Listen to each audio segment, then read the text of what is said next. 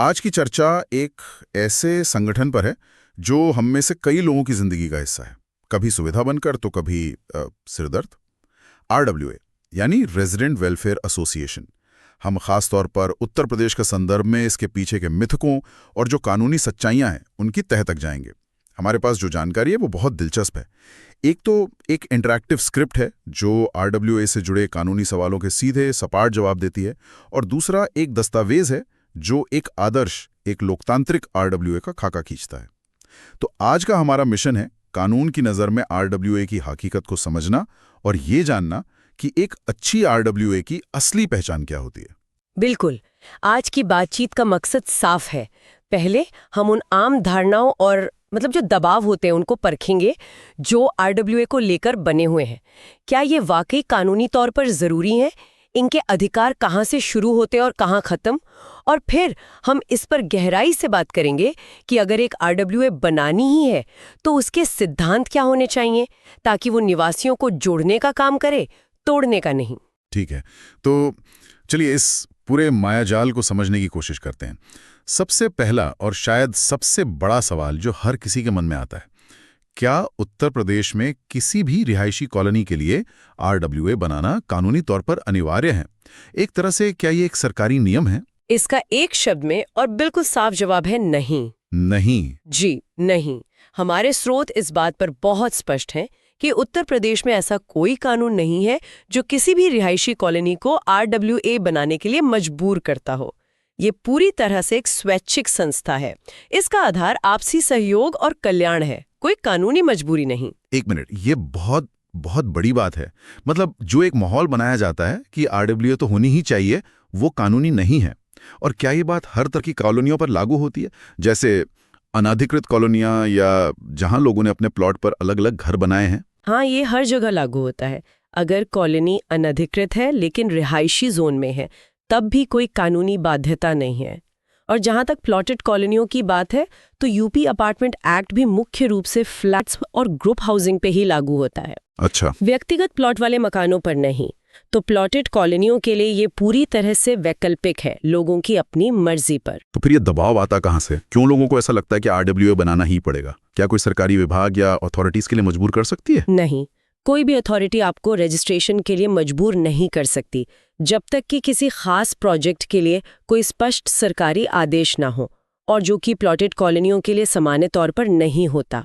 ये जो दबाव महसूस होता है ना, वो कानूनी नहीं बल्कि व्यवहारिक है। हमारी जानकारी इसे एक बहुत ही सटीक शब्द देती है, प्रशासनिक सुविधा। प्रशासनिक सुविधा मतलब हजारों लोगों की जिंदगी पर असर डालने वाली एक संस्था का आधार कोई कानून नहीं बल्कि सरकारी बाबुओं की आसानी है। ये तो एक बहुत बड़ी बात है। इसका मतलब है कि आरडब्ल्यूए और निवासियों के बीच का जो रिश्ता है वो शक्ति का नहीं बल्कि सुविधा का होना चाहिए। आपने बिल्कुल सही समझा। सरकारी विभागों के लिए हजारों अलग अलग लोगों से बात करने के बजाय हाँ, वो तो है। एक सामूहिक संस्था से संवाद करना कहीं ज्यादा आसान होता है। वे एक प्रतिनिधि चाहते हैं जिनसे बात की जा सके। ये सिर्फ एक एडमिनिस्ट्रेटिव कन्वीनियंस है, लीगल ऑब्लिगेशन नहीं। अच्छा, इसने तो पूरा नजरिया ही बदल दिया। चलिए अब यहां से बात और दिलचस्प हो जाती है। मान लीजिए कुछ लोगों ने मिलकर एक आरडब्ल्यूए बना ली, तो क्या अब कॉलोनी के हर घर के मालिक को उसका सदस्य बनना ही पड़ेगा? क्या यह अनिवार्य हो जाता है? बिल्कुल नहीं। जैसे आरडब्ल्यूए बनाना स्वैच्छिक है, वैसे ही उसकी सदस्यता लेना भी, वो भी पूरी तरह से स्वैच्छिक है। अच्छा। किसी भी निवासी को उसकी मर्जी के खिलाफ सदस्य बनने के लिए मजबूर नहीं किया जा सकता, और यहीं से आरडब्ल्यूए के अधिकारों की सीमा तय होती है। ये सदस्यता वाली बात बहुत अहम है, क्योंकि यहीं से टकराव शुरू होता है, सदस्य और गैर सदस्य के बीच। तो सवाल यह है कि आरडब्ल्यूए की लक्ष्मण रेखा कहाँ है? उसका नियंत्रण किस हद तक है, खासकर उन लोगों पर जिन्होंने सदस्य ना बनने का फैसला किया है? उनकी लक्ष्मण रेखा उनके सदस्यों के दरवाजे पर खत्म हो जाती है। आरडब्ल्यूए को किसी भी गैर सदस्य पर जुर्माना, पेनल्टी या कोई और प्रतिबंध लगाने का कोई कानूनी अधिकार नहीं है। कोई भी नहीं? कोई भी नहीं। उनका अधिकार क्षेत्र सिर्फ अपने सदस्यों तक और अपने बायलॉज के दायरे तक ही सीमित होता है। वे अपने सदस्यों से मेंटेनेंस चार्ज ले सकते हैं, लेकिन किसी गैर सदस्य से नहीं। लेकिन अक्सर सुनने में आता है कि आरडब्ल्यूए ने किसी गैर सदस्य की गाड़ी की एंट्री रोक दी या पानी बिजली जैसी जरूरी सेवाओं में दखल देने की धमकी दी? क्या वह ऐसा कर सकते हैं? कतई नहीं। और ये बात हर निवासी को पता होनी चाहिए। हमारे स्रोत इस पर बिल्कुल साफ है। पानी, बिजली और अपने घर तक आने जाने का रास्ता, ये मौलिक और आवश्यक अधिकार है। इन्हें कोई RWA नहीं छीन सकती। ऐसा करना पूरी तरह से गैर कानूनी होगा। सोचिए, आपने ऑनलाइन कुछ ऑर्डर किया और डिलीवरी वाला गेट पर खड़ा है। अब RWA ये नहीं कह सकती कि आप सदस्य नहीं हैं, इसलिए आपका पार्सल अंदर नहीं आएगा। आपका अपने घर तक आने जाने का अधिकार मौलिक है, वो RWA की सदस्यता का मोहताज नहीं। ये सब सुनकर तो ऐसा लगता है कि RWA के नाम पर जो डर या दबदबा बनाया जाता है वो कानूनी तौर पे खोखला है। लेकिन अगर हम इस पूरी धारणा को ही हटा दें तो एक खालीपन रह जाता है। आखिर लोग साथ क्यों आए? यहीं पर शायद हमारे दूसरे स्रोत की भूमिका शुरू होती है, जो बताता है कि RWA को एक डंडे की तरह नहीं बल्कि एक धागे की तरह कैसे इस्तेमाल किया जाए जो सबको जोड़ सके। बहुत अच्छी बात कही आपने। फायदे बहुत हैं अगर RWA सही तरीके से चले। ये निवासियों की सामूहिक आवाज बनती है, कॉमन समस्याओं का समाधान करती है और जैसा हमने कहा, सरकारी विभागों से संवाद आसान बनाती है। लेकिन इसकी सबसे बड़ी शर्त यही है कि RWA को एक लोकतांत्रिक और पारदर्शी संस्था होना चाहिए, कुछ लोगों की तानाशाही का अड्डा नहीं। और यहीं पर हमारा दूसरा दस्तावेज एक बहुत ही शक्तिशाली सिद्धांत सामने रखता है, सेवा सत्ता नहीं। सेवा सत्ता नहीं सुनने में बहुत अच्छा लगता है, लेकिन इसे अमल में कैसे लाया जाए? क्योंकि अक्सर देखा जाता है कि एक बार जो लोग पदों पर आ जाते हैं वो उसे छोड़ना ही नहीं चाहते। इस कंट्रोल को रोका कैसे जाए? इसका सबसे अच्छा और कारगर तरीका जो स्रोत सुझाता है वो है रोटेशन सिस्टम। यानी अदला बदली, हर साल नए लोग।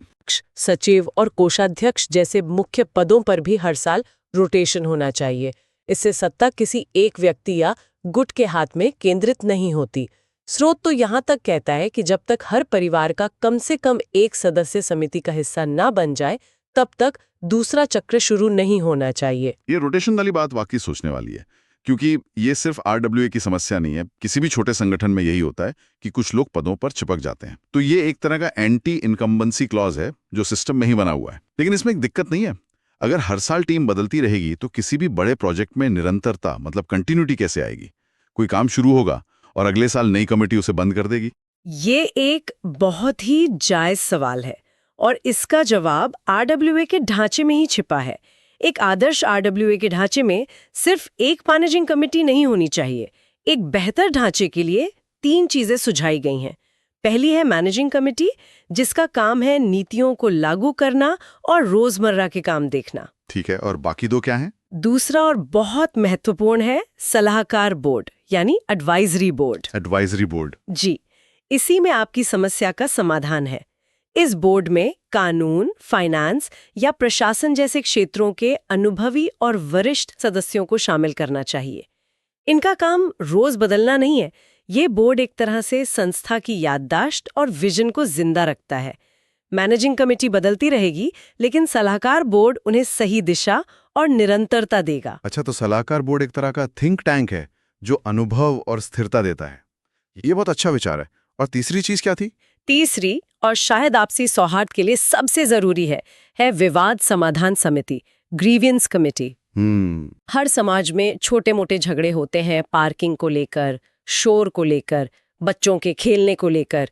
यह समिति इन झगड़ों को अंदर ही सुलझाने का काम करती है ताकि मामले कोर्ट कचहरी तक ना पहुंचें और पड़ोसियों के आपसी रिश्ते खराब ना हो। यह एक तरह का आंतरिक न्याय तंत्र है। तो ये एक पूरा इकोसिस्टम है। एक एग्जीक्यूटिव बॉडी, एक एडवाइजरी बॉडी और एक जुडिशियल बॉडी। ये तो एक बहुत ही संपूर्ण और व्यवस्थित ढांचा लग रहा है। लेकिन इन सबको चलाने के लिए पैसे की जरूरत होती है। फंड कहाँ से आएगा? क्या सारा बोझ मासिक शुल्क के तौर पर सदस्यों पर ही डालना सही है? स्रोत के अनुसार यह सबसे अच्छा तरीका नहीं है। सिर्फ सदस्यों पर बोझ डालने के बजाय आय के दूसरे रास्ते खोजने चाहिए, जैसे कि सर्विस प्रोवाइडर से कमीशन, स्पॉन्सर्ड स्कीम्स या फिर कोई सामुदायिक कार्यक्रम आयोजित करके उसके लिए स्पॉन्सरशिप लेना। अच्छा, इससे सदस्यों पर मासिक शुल्क का दबाव कम होता है और संस्था आर्थिक रूप से आत्मनिर्भर बनती है। और खर्चों का क्या? अक्सर IRW में पैसों के गलत इस्तेमाल को लेकर ही सबसे ज्यादा विवाद होते हैं। पारदर्शिता कैसे सुनिश्चित की जाए? बिल्कुल। इसीलिए सबसे जरूरी है वित्तीय अनुशासन। और यहाँ पर हमारा स्रोत एक बहुत ही दिलचस्प लेकिन थोड़ी कंफ्यूजिंग बात कहता है, घाटे का बजट की सोच अपनानी चाहिए। घाटे का बजट, ये सुनने में तो थोड़ा उल्टा लगता है। इसका मतलब तो ये हुआ कि आमदनी अठन्नी, खर्चा रुपया, ये तो किसी भी संस्था को डुबो देगा। हाँ, नहीं, इसका मतलब वो नहीं है। ये असल में एक सोच है। इसका मतलब ये नहीं कि आप घाटे में रहें, बल्कि ये है कि आप अपनी सोच खर्च से शुरू करें, आय से नहीं।